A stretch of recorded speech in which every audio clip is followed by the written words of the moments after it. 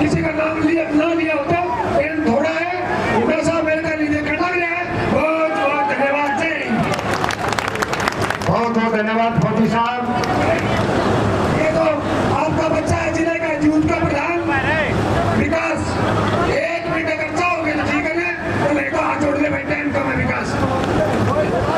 चौधरी भूपेंद्र सिंह हुड्डा जी, आदरणीय उदयमान जी का बहुत बहुत धन्यवाद करता हूँ, स्वागत करता हूँ इस रनाना की पावन धरा पर। आप सभी साथी वर्कर साथी सभी जानते हैं कि इस तानाशाह सरकार से हर वक्त दुखी है। मेरी तो आप सभी साथियों से एक अपील है, आने वाली 25 तारीख को जयप्रकाश जी को एक वोट दिलाने का काम करें साथियों। और सम्मानित मंच का मैं धन्यवाद करता हूँ। एक नारा मैं जरूर दूंगा, मैं बोलूंगा 25 मई, आपने बोलना है भाजपा गई, 25 मई, 25 मई। आप सभी का बहुत बहुत धन्यवाद, बहुत बहुत धन्यवाद। और आपके बीच में बहुत ही विद्वान व्यक्तित्व और सादगी के प्रतीक कांग्रेस अध्यक्ष माननीय चौधरी उदयमान जी, एक बार जोरदार तालियों से खड़े होकर अभिवादन करो। मैं निवेदन करूंगा माननीय चौधरी उदयमान जी।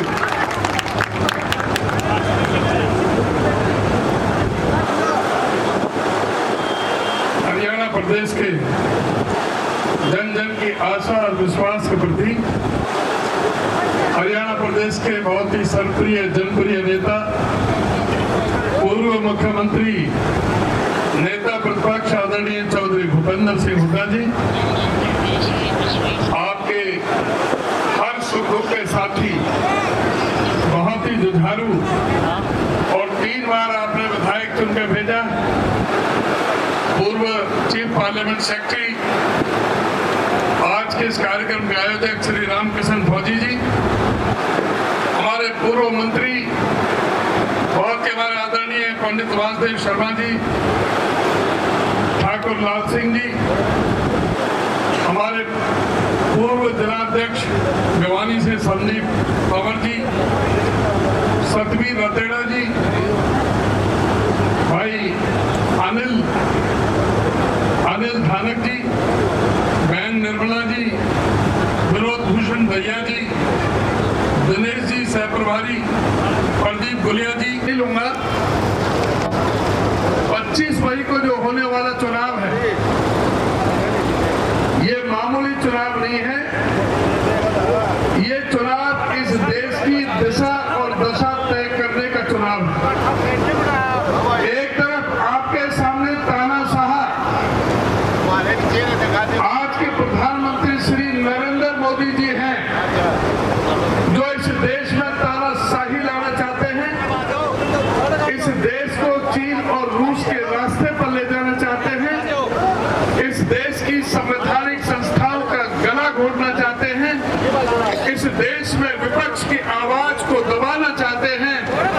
और जो हमारे नेताओं ने हमारे कांग्रेस पार्टी के लिखने का अधिकार दिया, जिसने सभी, चाहे राष्ट्रपति हो, चाहे कोई सफाई कर्मचारी हो, चाहे कितना भी बड़ा पूंजीपति हो, अमीर हो, गरीब हो, सबको बराबर की वोट देने का अधिकार दिया।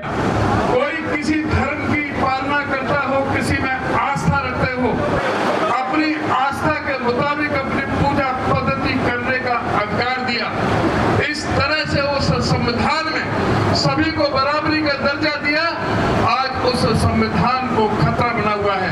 आज के इनके नेता कहते हैं कि हमें 400 एमपी चाहिए, जिससे हम इस संविधान को बदल सकें। ये संविधान को बदलना चाहते हैं, प्रजातंत्र को कुचलना चाहते हैं, लोकतंत्र को कुचलना चाहते हैं। सारी देश की जितनी भी संवैधानिक संस्थाएं, उनको ये खत्म करना चाहते हैं। इसलिए बहुत सोच समझ करके आप लोगों ने फैसला लेना है। ये वही लोग हैं जिन्होंने आपको गुमराह करते हुए तरह तरह के झूठी गारंटियां दी। उन्होंने कहा था कि मैं एमएसपी की गारंटी दूंगा, स्वामीनाथन रिपोर्ट को मैं लागू करूंगा, किसानों की आमदनी में दुगनी करूंगा, कोई सर नहीं रहेगा जिसके सर पर छत ना हो। इस देश में हवाई चप्पल वाले हवाई जहाज में घूमेंगे, बुलेट ट्रेन चला दूंगा, गंगा जमुना को साफ कर दूंगा, 100 स्मार्ट सिटी बना दूंगा, डीजल 30 रुपए, पेट्रोल 35 रुपए लीटर दे दूंगा, और गैस का सिलेंडर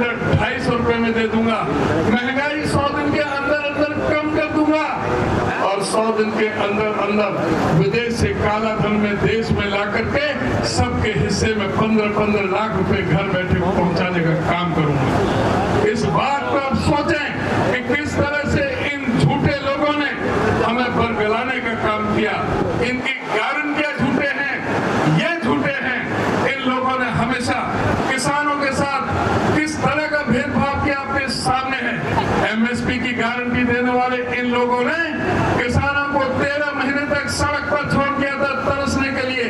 सर्दी गर्मी बरसात किस तरह से उनके सामने कील ठोक दी गई थी।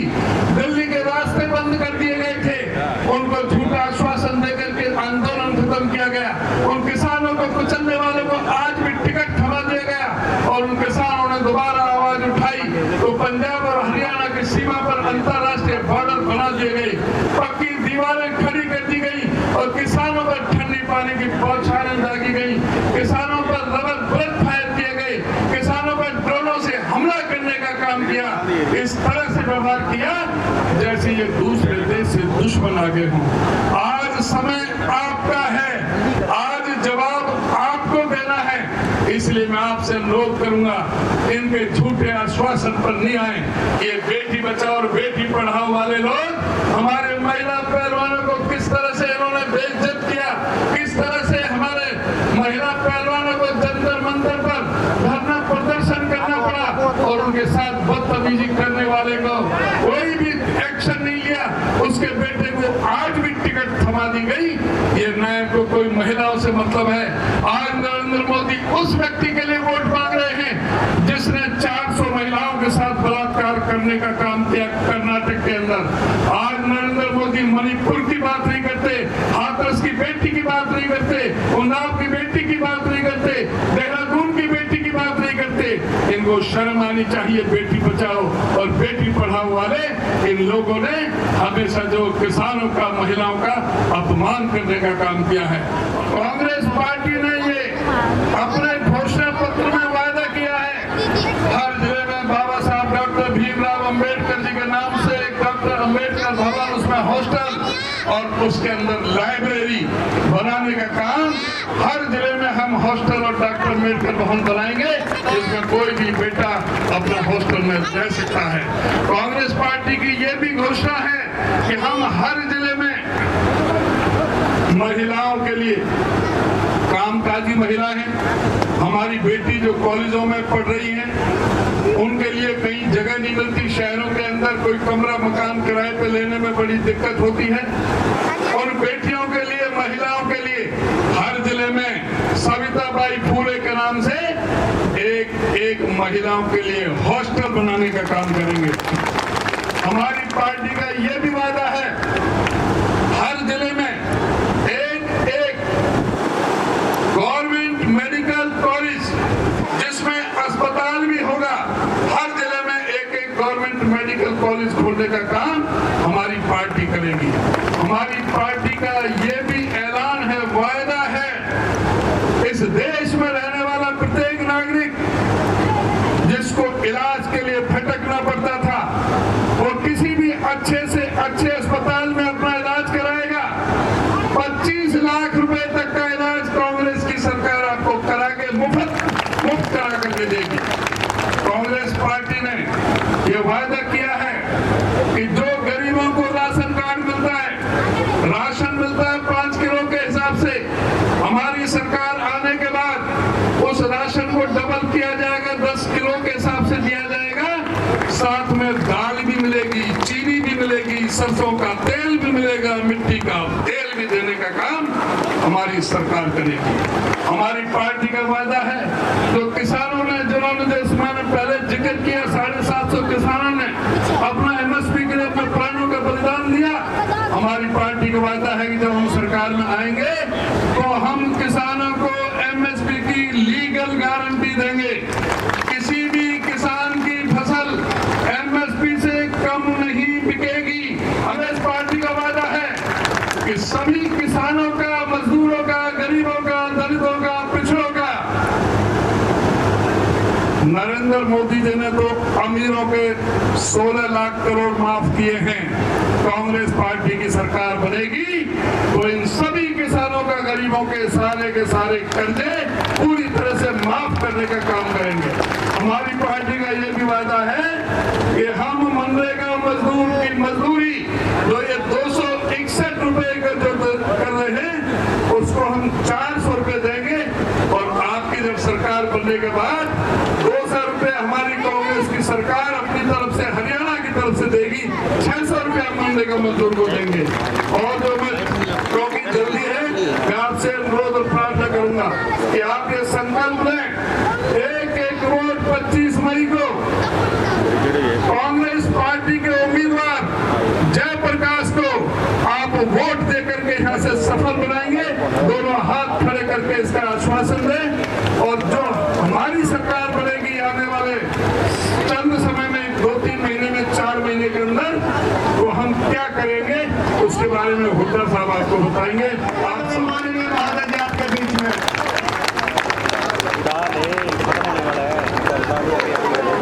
हरियाणा प्रदेश कांग्रेस कमेटी के अध्यक्ष माननीय चौधरी उदयभान जी, पूर्व सांसद सुश्री इंदौरा जी, पूर्व विधायक और चीफ पार्लियामेंट्री सेक्रेटरी रामकिशन जी, मास्टर सतबीर सिंह जी, वासुदेव जी चले गए, सम्मानित मंच, उपस्थित मेरे बुजुर्गों, नौजवान साथियों, प्यारे बच्चों, मातृशक्ति। देखिए, यहाँ से लोकसभा के उम्मीदवार कांग्रेस पार्टी के और इंडिया अलायंस के, इंडिया गठबंधन के उम्मीदवार भाई जयप्रकाश हैं। और आज पूरे देश में हवा चल रही है, आज देखे जा रहा हूँ केंद्र में इंडिया अलायंस की सरकार बनने जा रही है भाई। और सरकार बनने के बाद क्या क्या होगा, केंद्र के उसमें उदयभान जी ने तफसील में आपको बता दिया, विस्तार से बता दिया। किसान का क्या होगा, महिलाओं का क्या होगा, युवाओं का क्या होगा, सब बता दिया। ये गांव, घराना गांव, ये इलाका किसान मूवमेंट का लीडर रहा है भाई, मेरे को मालूम है। किसानों की लड़ाई लड़ना चाहता है ये गांव, मैं भी साथ रहा इनके। तो ये फैसला जो है MSP का, ये सरकार तो कहती है 2022 में आमदनी दोगुनी कर देंगे, किया क्या, लागत दोगुनी कर दी। 2014 में के डीजल का भाव था, के खाद का था, के कीटनाशक दवाई का था, आज क्या था, MSP भी मिलती। तो ये तो हमने फैसला कर दिया, मेरी कमेटी की थी, हमने फैसला किया कि किसान को कानूनी जो है हम देंगे MSP का, स्वामीनाथन का भाव देंगे और हर हिसाब से किसान को मजबूत बनाएंगे। ये बात। अब सवाल आया, एक बात सारे से पूछता हूँ, मैं हर जगह पूछता हूँ भाई, हरियाणा में जो इस चुनाव के बाद सरकार बननी है, कौन सी पार्टी की सरकार बननी चाहिए, आपसे पूछता हूँ सवाल। ये आवाज पूरे हरियाणा की है, पूरे हरियाणा की आवाज है। क्यों है ये आवाज? क्योंकि 2014 में जब हमने सरकार छोड़ी ना, हरियाणा प्रति व्यक्ति आय में, प्रति व्यक्ति निवेश में, नौकरी देने में, कानून व्यवस्था में, खेल और खिलाड़ियों में नंबर 1 था पूरे हिंदुस्तान में। आज किस चीज में नंबर 1 हो गया भाई 10 साल में? बेरोजगारी में, अपराध में, और भाई खेल और खिलाड़ियों की तुम देख ली, हमारी पहलवान बेटियां जिन्होंने देश में नाम रोशन किया, उनके साथ क्या सलूक किया गया जंतर मंतर में, आज तक उनको न्याय नहीं मिला। तकलीफ है इन बातों की। इस वास्ते 36 बरादरी बड़ा चुकी है कांग्रेस की सरकार में। अब सवाल आएगा कि भाई कांग्रेस की सरकार बन जाएगी, जयप्रकाश जी यहाँ से MP बन जाएंगे, तो कांग्रेस क्या करेगी? इन्हें तो कुछ करा नहीं। तो 5-7 मोटे जल्दी है मेरे को, 5-7 मोटे फैसले बता रहा हूँ जो हम सरकार बनते करेंगे। MSP आ रही है तो केंद्र करेगी, हम भाई सरकार बनते ही पहला फैसला करेंगे, अपने बुजुर्गों की पेंशन 6000 रुपये महीने को, और गरीब आदमी का 300 यूनिट बिजली माफ करेंगे महीने का। और जो गैस का सिलेंडर है ना, जो 400 का था 2014 में, आज हो गया 1000-1200 का, ये भाई 500 से ज्यादा इसकी कीमत की होगी। और ये कौशल रोजगार निगम बना के जो हमारी युवाओं के साथ खिलवाड़ कर रहे हैं ना, ठेके पे नौकरियां दे रहे हैं, भ्रष्टाचार का अड्डा बना दिया, पक्की भी नौकरी नहीं दे रहे, ना रिजर्वेशन है उसमें, जब मर्जी लगा लो जब मर्जी करा दो। इसका नतीजा ये हुआ 2 लाख पक्की नौकरी खाली है हरियाणा में। हमारी सरकार बनेगी तो 1 साल के अंदर 2 लाख बच्चों को हम नौकरी देंगे भाई हरियाणा में। इसी प्रकार से 100 बच्चे फ्रॉड हमने 4 लाख दिए गरीब आदमी को, और 10 लाख पानी की टंकी दी, टूटी दी। भाई पूरा हल्का बैठा है, गाँव बैठे, क्यों बता दो भाई, इनने एक गज भी दिया किसी को? कोई टंकी दी हो, टूटी लाई हो, ये टूटी करता हो, टूटी फाड़े वाली सरकार है आज, टूटी लाने वाली हो गया। लागू करेंगे, अब 100 बच्चे प्लॉट भी देंगे, साथ 2-2 कमरे का मकान भी बनाएंगे। बाकी आप खिलाड़ियों का पूरा सम्मान करेंगे तो हमारी नीति भी पदक लाओ पद पाओ। हमारे को गर्व है, इस गांव की तो लड़की अब भी भाई मेडल लेकर आई है, पूरा नाम ऊंचा किया है, उसका मान सम्मान करेंगे हम। इसी प्रकार से भाई जो है कर्मचारियों का ओल्ड पेंशन स्कीम लागू करेंगे।